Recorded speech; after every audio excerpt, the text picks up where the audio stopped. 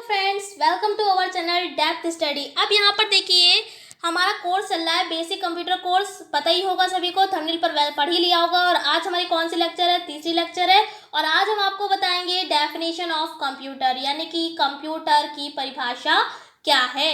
यानी कि जब तक आपको यही नहीं पता है कंप्यूटर होता क्या है, चाहे आप कितने भी अच्छे हो उसको चलाने में, ये मैटर नहीं करता है। ये मैटर करता है कि आप जब तक आपको पता ही नहीं कंप्यूटर होता क्या है तो कोई फायदा नहीं है इस चीज़ का, आप चाहे कितने भी अच्छे हो। तो पहले आपको ज़रूर पता होना चाहिए, इसीलिए स्टार्ट किया है इस कोर्स को हमने, बेसिक कंप्यूटर कोर्स। ये चीज़ सभी को आनी चाहिए, बेसिक्स ही है तो नाम ही है बेसिक, तो यानी सभी को आना ही चाहिए।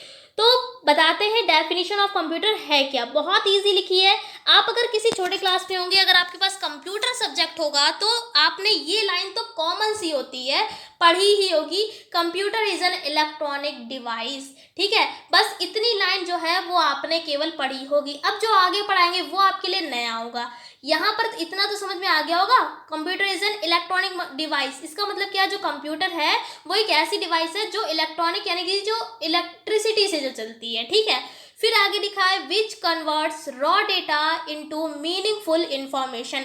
इसका मतलब क्या है कि जो क्या करती है, जो रॉ डेटा होती है, रॉ का मतलब होता है कच्चा, डेटा तो है ही, यानी जो कच्चा डेटा आप कह सकते हैं। आपने रॉ वो तो सुना होगा, रॉ मटेरियल का मतलब क्या होता है, माल।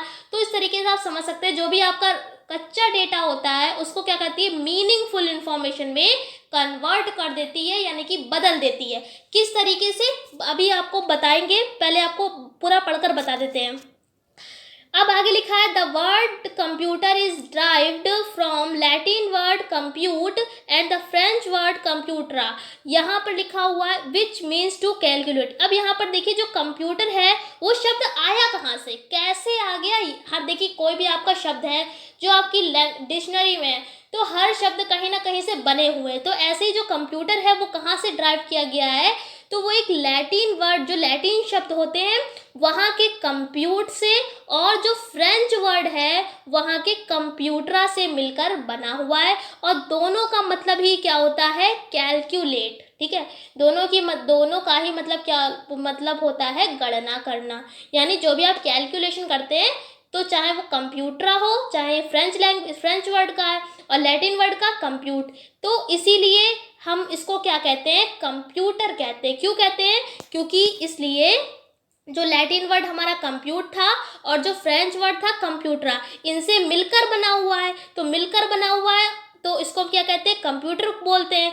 और इन दोनों का ही मतलब क्या होता है, कैलकुलेट होता है। दोनों का मतलब क्या होता है, कैलकुलेट होता है।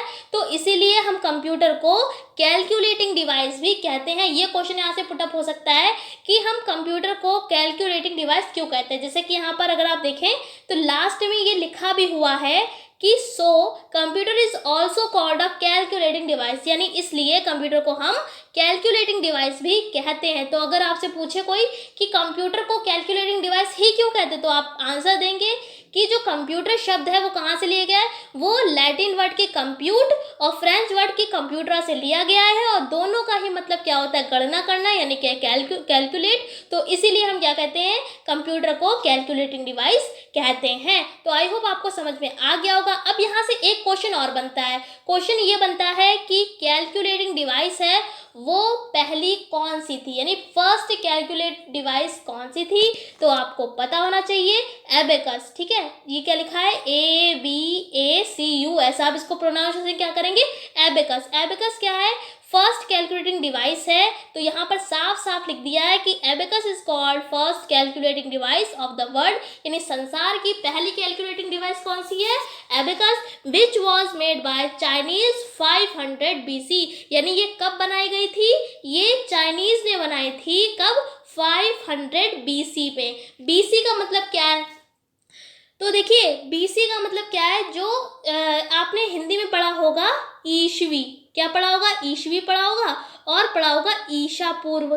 तो यहाँ पर क्या मतलब है, ईशा पूर्व। आपने ईसा मसीह तो सुने होंगे, जो हमारे जो गॉड थे कहे जाते हैं, जीसस क्राइस्ट। कौन कहे जाते हैं, ईसा मसीह का ही इंग्लिश में नेम है जीसस क्राइस्ट। जो क्रिश्चियन लोग होते हैं जिनकी गॉड की अपने प्रे करते हैं, उनके लिए उनके गॉड होते हैं जीसस क्राइस्ट। इंग्लिश में नाम आप याद रखें, जीसस क्राइस्ट। तो क्राइस्ट का ये सी हो गया, ठीक है।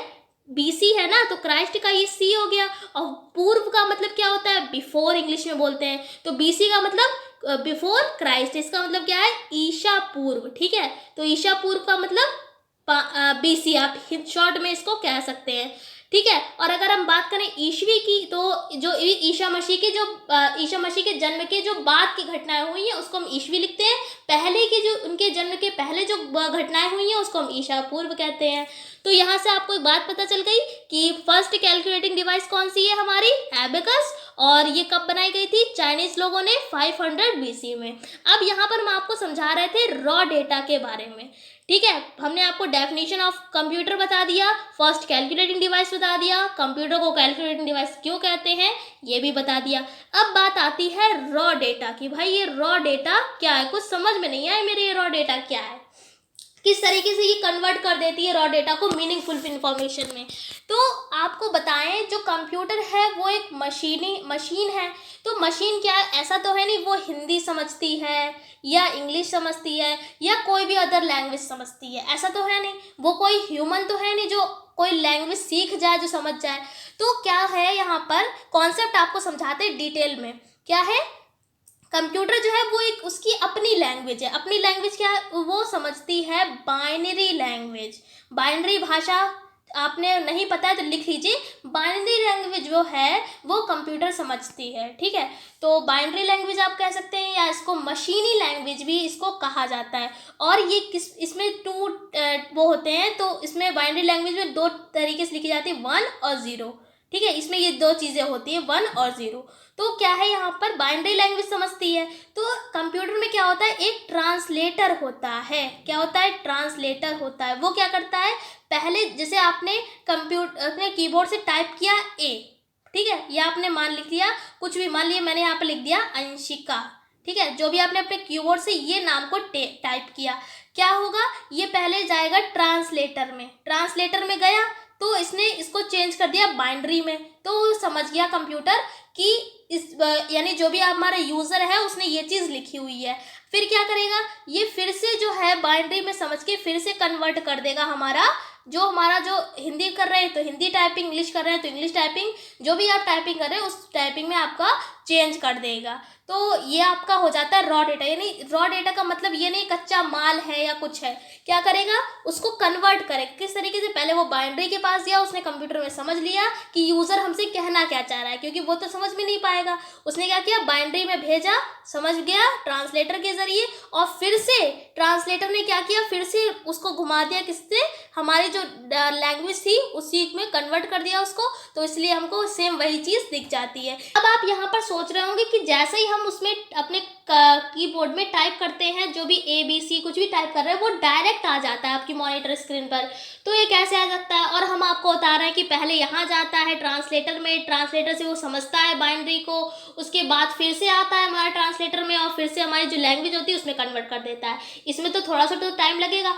तो यहाँ पर जाहिर सी बात है, मशीन है ना, तो मशीन क्या करती है, ये प्रोसेस जो है वो इतनी तेज़ी से होता है कि हमको पता भी नहीं चलता है। जैसे ही मैंने A को प्रेस किया तो वो तुरंत हमारा जो है मॉनिटर स्क्रीन पर दिख जाएगा। तो ये प्रोसेसिंग बहुत ही तेज़ी में होती है, इसलिए हमको पता नहीं चल पाता है। फिलहाल रॉ डेटा का मतलब यही था, तो आपको कॉन्सेप्ट हमने अच्छे से समझा दिया है। आई होप आपको आज की वीडियो पसंद आई होगी। इसके अगले क्लास में आपको और भी आगे के बारे में बताऊंगी। फिलहाल हम आज की क्लास में इतने रखते हैं। हम आपसे फिर मिलते हैं एक ऐसी क्लास के साथ। तब तक के लिए जय हिंद, जय भारत।